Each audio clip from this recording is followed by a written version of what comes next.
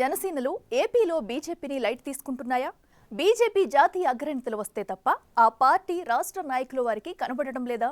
Nominated పదవుల్లోనే కాదు ఎక్కడా కూడా ఏపీ బీజేపీ నేతలను పట్టించుకోవడం లేదా? రాయలసీమ పర్యటనలో బీజేపీ రాష్ట్ర కొత్త అధ్యక్షుడు మాధవ్కు ఎదురైన అనుభవం ఏంటి?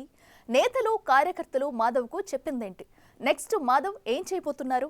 రాష్ట్రంలో చోటు చేసుకుంటున్న పరిణామాలపై మాజీ ఎమ్మెల్సీ మాధవ్ రియాక్షన్ ఎలా ఉండబోతుంది? ఏ విశ్వాసం ఏ నమ్మకం ప్రజలు ఈ యొక్క కూటమికి ఇచ్చారో దాన్ని నిలబెట్టుకుంటూ ఆంధ్రప్రదేశ్ బీజేపీ అధ్యక్షుడు మాధవ్ రాయలసీమ పర్యటన పూర్తయింది. కడప, నంద్యాల, కర్నూలు, అనంతపురం, సత్యసాయి జిల్లాల్లో తొలి విడతగా పర్యటించిన ఆయన తెగ బిజీగా కార్యకలాపాలు కొనసాగించారు. చాయ్ వాలా ప్రోగ్రాం తో మొదలై రాత్రి దాకా ఆయన బిజీగా ఉన్నారు. ఉదయం చాయ్ వాలా ప్రోగ్రాం, తరువాత పుణ్యక్షేత్రాలను దర్శించుకోవటం, ఆ తరువాత ఆ జిల్లాల్లో పేరు ప్రఖ్యాతులు పొందిన వారిని కలవటం, బీజేపీ నేతల సమావేశాల్లో పాల్గొనటం, కమిటీలతో భేటీ అవ్వటం, ఇలా పార్టీ క్యాడర్లో జోష్ నింపేలా ఆయన రాయలసీమ పర్యటన సాగింది. కానీ ప్రతి చోట మాధవ్ కు బీజేపీ ముఖ్య నేతలు, కార్యకర్తల నుంచి కూటమిలో ఉన్నామా లేమా అనే ప్రశ్నలే ఎదురయ్యాయట. ప్రధానంగా ఎన్డీఏ కూటమిలో బీజేపీదే కీ రోల్. కానీ ఏపీలో బీజేపీ పేరు ఎక్కడా వినిపించదు. చంద్రబాబు, పవన్ కూడా తమ కార్యక్రమాల్లో బీజేపీ ప్రస్తావనే తేవటం మానేశారు. రాయలసీమ పర్యటనలో కూడా మాధవ్ కు ఇవే ప్రశ్నలు క్యాడర్ సంధించింది. Jammalamadugu BJP MLA Adinarayana Reddy BJP బలోపేతానికి కృషి చేయాలంటూనే కార్యకర్తలను పట్టించుకోవాలంటూ మాధవ్ కు చురకలంటించారు. బీజేపీకి జరుగుతోన్న అన్యాయాన్ని ఎండగట్టారు. మిగతా జిల్లాల్లో కూడా మాధవ్ కు ముఖ్య నేతల నుంచి ఇదే అనుభవం ఎదురయ్యింది.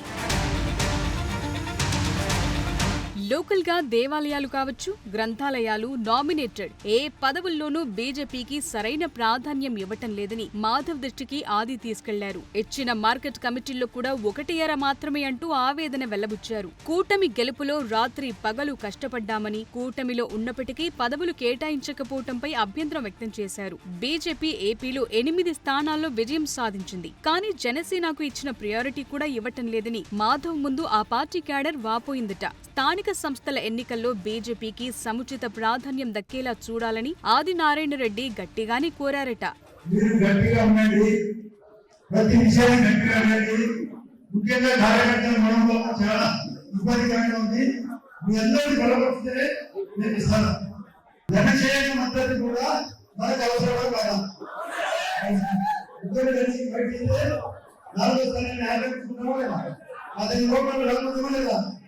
కాబట్టి మీ అందరికీ చదవకుండా వ్యక్తి కాదు కూడా దయచేసి అందరూ గట్టిగా నేను బయట చేస్తాను.